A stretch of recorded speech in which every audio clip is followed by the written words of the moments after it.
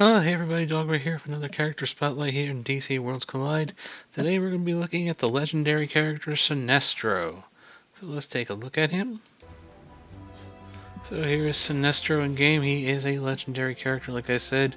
Being that his shards are a bit harder to get because legendaries are not easy to pull at all. I do have him up to rank 7. I would prefer to be rank 8. I'll eventually get some shards, some 8th metal, whatever I have to do, 9th metal, whatever it's called, to get him. Now if you look at the gearing, I have chosen to go for 4-piece speed and a 2-piece attack set. He is a DPS, so again, any kind of attack and crit set would always work, and speed would also work too. I wanted speed because once we look at his kit, I want him to be going as fast as possible.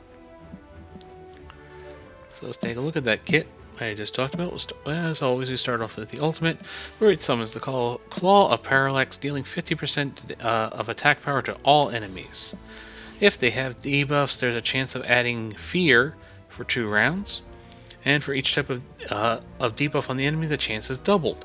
If they have 5 or more debuffs, then it's a 100% chance. The subsequent detonation energy deals power damage equal to 200% of power to the attack row. Because I have ranked him up, I'm up to 235%, and at rank 10 he goes to 270%. Fear is this little ghosty looking icon. Knocks back action bar by 30%, essentially that is turn meter rewind, and decreases their damage dealt by 15% as well. So an incredibly powerful debuff that you definitely want to get out there. His basic is also great. His basic does right now it does 95% damage, and it adds a stack of slow for 2 rounds, which is quite long. That's not 2 turns, 2 rounds. That means the energy has to refill twice. That decreases speed by 5% for each stack, up to 8 stacks. You can see why I want him going pretty fast. I want to get this basic off. I want to keep slowing them down. I want him going, generating my energy where their energy is going slow so they can't get their ultimates off. He also has this move, a 2-turn advanced move. It's a 2-turn cooldown. He attacks an enemy row, dealing power damage equal to 180% of his attack power. And he adds a stack, 1 stack of 2 of the 3 debuffs of weaken, slow, and defense break. It prioritizes the debuffs that the target currently does not have. So chances are, because he puts slow on him, it's probably going to favor weaken and defense break. Ranking him up at 205%, and then eventually at rank 9, 230%, with extending that to 3 rounds. Defense break is essentially a defense down. If you're coming from Marvel Strike Force, it decreases defense by 20% and crit resistance by 5%. Weaken is essentially like an offense down, decreasing attack by 8% and block break by 5%. And of course, we already know slow. One thing I forgot to mention on his ultimate, it is the only ultimate in the game currently that I know of that is a 4 energy, meaning it takes 4 of your energy. So, but as you'll see on this passive here, reason why he really shines when you really want to get him up to rank 8, like a lot of characters you want to get him to rank 8, is to usually unlock the 2nd level of the passive, which is usually quite good. As you can see here, his passive, when other allies attack and add a debuff to the target, he gets to collect a power of fear up to a maximum 6. It's a little icon that goes above his head. When he casts his ultimate, he will release all the power of fear. For each power of fear, he gets another 10% damage, so you have up to 60%. The reason why you want to get him up to rank 8, each power of fear increases the ultimate damage by 10% of attack power. So now it's getting even more damage. And when it reaches 6 stacks, the ultimate energy consumption is decreased by 1. In other words, if you get 6 stacks on him, instead of taking 4 energy, it's only taking 3 energy to do his ultimate. Quite powerful, and eventually once you rank him up all the way to rank 10, it's 15% of attack power instead of 10%.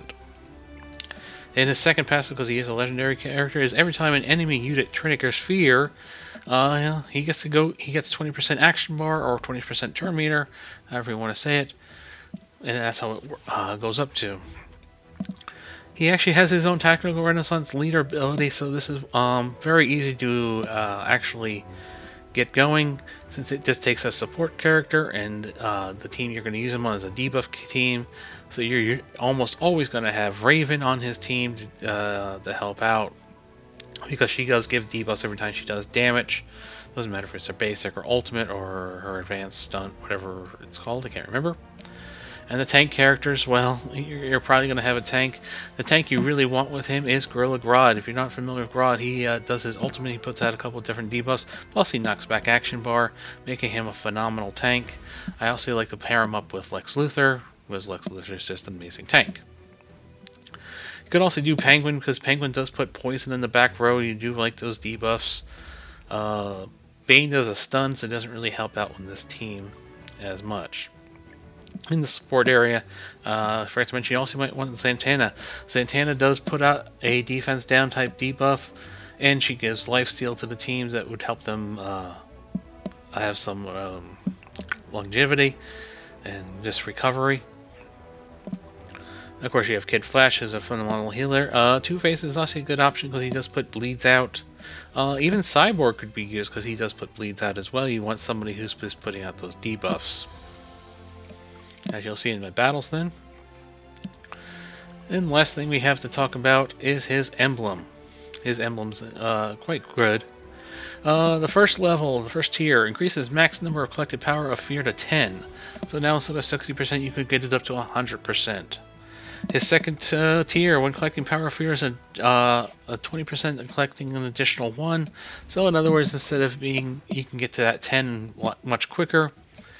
And then the third tier, when other allies add debuffs and the target is inflicted with fear, increases the chance of collecting to 100%. Means he's going to definitely connect all that fear. This is definitely an emblem you'd want to max out and get all 3 tiers, just to make him that much better. And let's take a look at him in battle of his team, which would be a debuff team heavy. That's what you really want. Alright, so you see here I'm going with Batman as an extra, as the 5th here, along with Raven, Luthor, and Grodd. Batman is ranked 10, so he does put out quite a bit of damage. Now, Batman's another good choice for a DPS if you need one, because he does put out that defense down type debuff. Because he is the highest, he's going to do the most damage here. I'm actually using the Bat Cycle because it does put out that healing debuff. As you can see, we already have the 6 stack of fear above Sinestro's head here. So when his ultimate goes off, we get the 60% damage. He does get rid of that front row for us totally now. And we just have to work on these last 2 characters in this particular area. You can see Grodd here just putting out some more debuffs. Getting some shield up from Luthor here. There's going to be a lot of debuffs out there constantly between Raven and Grodd and Sinestro putting out stuff. You can see the fear on Red Hood. He has that little ghost icon. You can see my Batman doing a whole ton of damage because he does put out that weekend as well.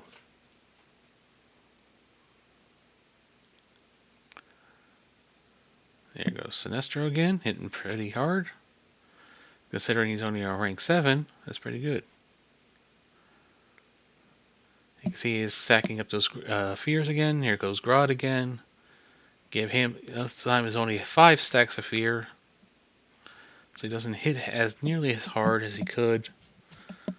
But this one's pretty much over. There goes Antenna, and there goes Red Hood. And we'll take a look at the damage. As you're going to see, Batman is actually number 1 damage, followed by Sinestro. Not surprising considering how much higher Batman is in rank, being rank 10 compared to a rank 7. So moving on to one other fight. This time we're going to replace Batman with Zatanna, because you could see that the health bars were getting low there.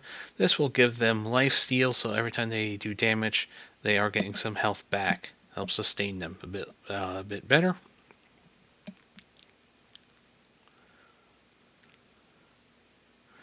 You can see Raven throwing out those debuffs.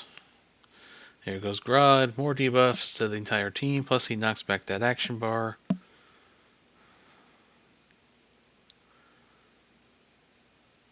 There comes the Bat Cycle, putting out a couple more debuffs to the front row. The front row is pretty much dead. Here comes Sinestro to finish them off. Got rid of all but one. Never mind. There it goes. That was easy.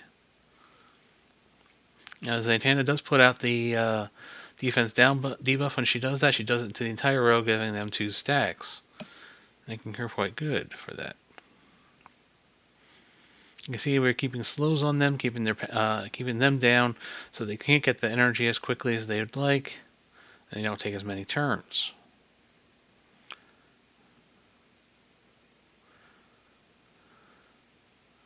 There goes Grodd again. He knocks back that energy. Another good character, if you actually had him, that would work well with this, knocking back speed bar, it would be Flash. That's another legendary character, though. Hard to get, obviously.